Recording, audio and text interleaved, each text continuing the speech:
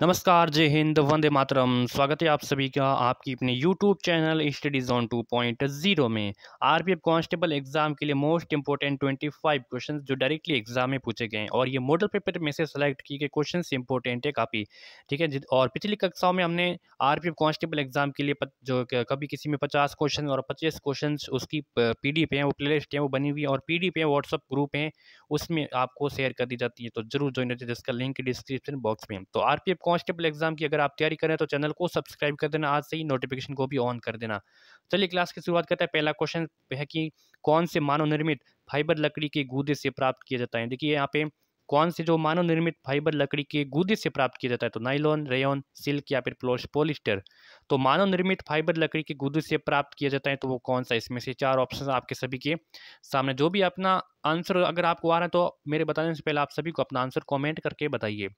तो वहां पे हो जाएगा रेयन, हो जाएगा ऑप्शन बी सही आंसर हो जाएगा। ठीक है, रेयन। चलिए नेक्स्ट क्वेश्चन है कि अम्लीय या फिर क्षारीय पदार्थ को जांचने के लिए किस रसायन का प्रयोग किया जाता है। ठीक है, अम्ल और क्षार को, इन पदार्थों को जांचने के लिए किस रसायन का प्रयोग किया जाता है। इंडिकेटर को, प्रमोटर को, कैटलिस्ट को या फिर न्यूट्रलाइजर को। बताइए इसका आंसर क्या हो जाएगा।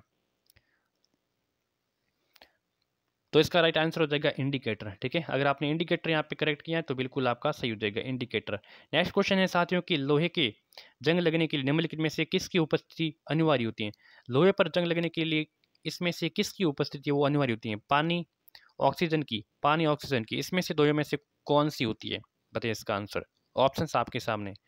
तो यहाँ पे देखिए पानी की भी होती है, किसकी, पानी होती है और ऑक्सीजन की भी होती है। तो कौन सा कथन, दोनों कथन सही है, पहला और दूसरा। ये हो रहा है ऑप्शन तीसरे में सही उत्तर। अगला प्रश्न है साथियों कि कौन सा एक पक्षी सहजीवी संबंध का एक उदाहरण नहीं है। कौन सा है वो एक पक्षी, कौन सा एक पक्षी है सहजीवी, सहजीवी इसका संबंध है वो उदाहरण नहीं है, इसमें से कौन सा हो जाएगा। और तीन है वो आपस में उदाहरण है और एक है वो इसका उदाहरण नहीं है। तो यहाँ पे मवेशी, बगुले तथा मवेशी, ये तो इनका उदाहरण है। हरमिट, केकड़ा और खाली संघ, याद कर लेना, हरमिट, केकड़ा और खाली संघ, तो ये भी इसका एग्जाम्पल है। एक पेड़ पर एक मकड़ी, इनका भी एग्जाम्पल। लेकिन लेकिन लेकिन मेजबानी की पेट में टैप फरस, ये इनका कहीं ना कहीं एग्जाम्पल नहीं है। डी आंसर करेक्ट हो जाएगा। अगला क्वेश्चन है कि एक प्रकार के जीवों की आबादी के कुल योग को क्या कहा जाता है। एक ही प्रकार के जीवों की आबादी के कुल योग को क्या कहा जाता है। तो इनके साथियों कुल योग को कहा जाता है प्रजाति कहा जाता है। ऑप्शन चौथा सही आंसर हो जाएगा। नेक्स्ट है कि भारत में सभी घरों का विद्युतीकरण करने के लिए सौभाग्य नामक एक नई योजना कौन सी है। भारत में सभी घरों का विद्युतीकरण करने के लिए सौभाग्य नामक एक नई योजना है, वो कौन सी है। प्रधानमंत्री सफल उज्ज्वल भाग्य योजना, प्रधानमंत्री सहज बिजली हर घर योजना, प्रधानमंत्री समृद्ध उजाला, भाग्यश्री, या फिर इसमें से जो भी विकल्प है वो कोई भी नहीं है।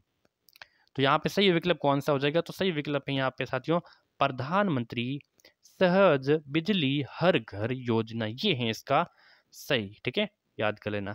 अगला क्वेश्चन साथियों, कौन से राज्य की सरकार एक संयुक्त योजना या फिर आरोग्य भाग्य को लोकार्पित करने के लिए अपनी वर्तमान 7 स्वास्थ्य योजनाओं को संगठित करेगी। तो सही आंसर हो जाएगा वो कर्नाटक राज्य, आंसर ए हो जाएगा सही उत्तर। सबसे बड़े और सबसे उन्नत परमाणु संयंत्र रिएक्टर JT-60SE ने 1 दिसंबर 2023 को कहाँ परिचालन किया। क्वेश्चन है कि सबसे बड़े और सबसे उन्नत परमाणु संयंत्र रिएक्टर JT-60SE ने 1 दिसंबर 2023 को कहाँ पे इसका परिचालन किया। तो साथियों इसका परिचालन किया जापान में। डी सी आंसर करेक्ट हो जाएगा, तीसरा ऑप्शन सही। निम्नलिखित में से किसे भू आकृति प्रक्रिया में बंद संचलन के अंतर्गत वर्गीकृत किया। निम्नलिखित में से किसे भू आकृति प्रक्रियाओं में मंद संचलन के अंतर्गत वर्गीकृत किया। मंद विरूपण, मृदा प्रवाह, पंख प्रवाह, भूस्खलन। तो सही आंसर हो जाएगा यहाँ पर आपका कौन सा, मंद निरूपण यानी कि क्रैप। A answer correct. Next question अगला है कि महात्मा गांधी जी किस वर्ष दक्षिण अफ्रीका से भारत लौटे थे। दक्षिण अफ्रीका से भारत कब लौटे थे महात्मा गांधी जी। तो साथियों ये लौटे थे 1915 में, 1915 में। ठीक है, तीसरा आंसर करेक्ट।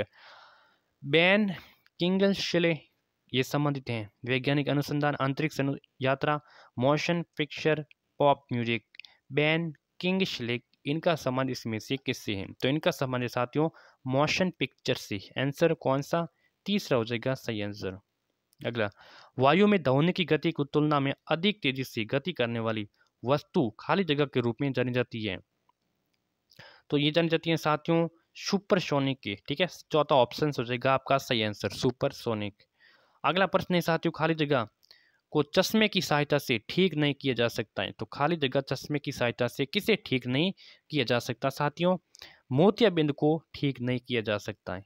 ठीक है, बाकी दूरदृष्टि दोष से, निकट दृष्टि दोष से, ठीक है, हाइपरमेट्रोपिया इनको किया जा सकता है, लेकिन मोतियाबिंद को नहीं किया जाता है। तीसरा आंसर सही हो जाएगा। अगला है कि विद्युत चुंबक के संदर्भ में कौन सा कथन है वो सही नहीं है। विद्युत चुंबक के संदर्भ में कौन सा कथन है वो सही से नहीं हो रहा है। यहाँ पर 119 का क्या आंसर हो जाएगा? तो यहाँ पे हो जाएगा जो ध्रुवता, ये ध्रुवता को परिवर्तन नहीं करता है। ठीक है, विद्युत चुंबक होता है ना, विद्युत चुंबक हैं वो यहाँ पे देखिए अस्थायी चुंबक होता है। ठीक है, मजबूत इसके ध्रुवों के मध्य वायु अंतराल के साथ परिवर्तन होते हैं। ध्रुवता को यह परिवर्तन नहीं करता, ये तो कहीं ना कहीं असंगत कर रहा है। मजबूती को परिवर्तन किया जा सकता है। ठीक है, तीसरा आंसर हो जाएगा सही उत्तर। अगला प्रश्न है साथियों, राष्ट्रीय कृषि एवं ग्रामीण विकास बैंक एक उदाहरण है। एक मतलब एक बैंक एक है, ये क्या है? ठीक है, राष्ट्रीय कृषि और ग्रामीण विकास बैंक एक है, वाणिज्यिक बैंक है, पर्यवेक्षी संस्थान है, स्वयं सहायता समूह या फिर लघु एवं माध्यम। ये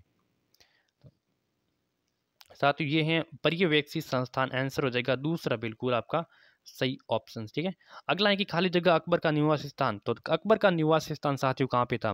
तो साथियों कहाँ था? आगरा में। आगरा में अकबर का निवास स्थान था। चौथा ऑप्शन हो जाएगा सही उत्तर। अगला है कि डीएनएस से क्या तात्पर्य है? डीएनएस से तात्पर्य क्या है साथियों? तो साथियों डीएनएस से तात्पर्य है डोमेन नेम सिस्टम। क्या है? Domain name system.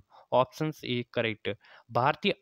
भारतीय अंतर्देशीय जल मार्ग प्राधिकरण ने नई दिल्ली में किसके साथ एक समझौता ज्ञापन पर हस्ताक्षर किए थे?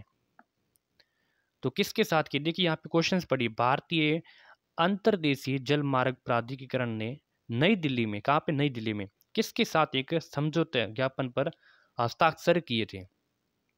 तो फ्लिपकार्ट, पोर्टल, अमेजन या फिर ओला पर किए थे।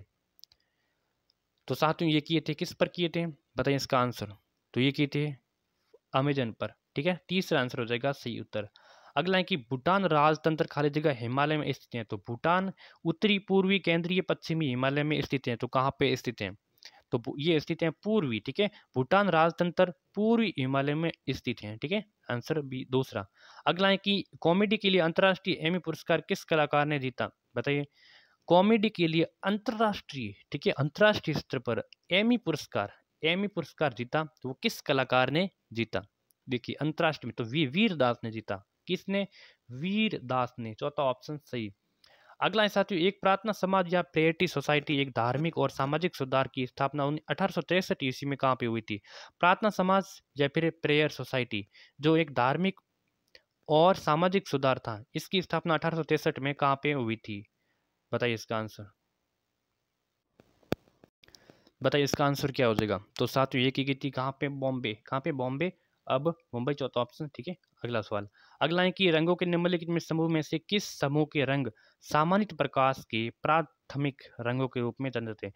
रंगों के निम्नलिखित समूह में से किस समूह के रंग हैं, किस समूह के रंग है वो सामान्यतः प्रकाश के प्राथमिक रंगों के रूप में भी जाने जाते हैं? प्राथमिक, सामान्य के प्राथमिक।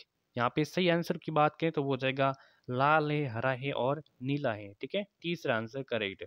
अगला है कि मछली के हृदय में कितने कक्ष होते हैं? तो मछली के हृदय में साथियों कक्षों की संख्या होती है वो 2 होती है। कितनी होती है? 2 होती है। अगला क्वेश्चन है कि रेड डाटा बुक यानी कि जो रेड डाटा पुस्तक होती है, ठीक है, जिसे लाल सूची भी कहा जाता है, वो क्या है? तो वो क्या, उनको आपको परिभाषित करना है। तो सीधा हम आंसर टिक करते हैं कि रेड डाटा पुस्तक साथियों होती है कि जानवरों, पौधों आदि दुर्लभ लुप्त प्राणियों को यहाँ पे क्या करती हैं? उसका ब्यौरा होता है, उनका दस्तावेज करती हैं। ठीक है, किसका? जानवरों का, पौधों का आदि, और दुर्लभ का, और जो लुप्त होगी प्रजाति उनका है ब्यौरा है, उनका रिकॉर्ड है वो दर्ज किया जाता है वहाँ पे स्क्वाड। ठीक है, चलिए अगला प्रश्न है कि भारत के दिग्गज खिलाड़ी 26वीं बार विश्व बिलियर्ड्स चैंपियनशिप 2023 का खिताब अपने नाम किया। तो भारत के दिग्गज खिलाड़ी 26वीं बार विश्व बिलियर्ड्स चैंपियनशिप 2023 का खिताब अपने नाम किया था, तो वो किया था पंकज अडवाणी ने। ऑप्शन हो जाएगा तीसरा उत्तर सही आंसर। ठीक है, तो बस आज के इसमें 25 क्वेश्चंस। क्लास कैसी लगी, लाइक शेयर सब्सक्राइब करना। आगे भी आपको मॉडल पेपर मिलते रहेंगे। ठीक है, धन्यवाद।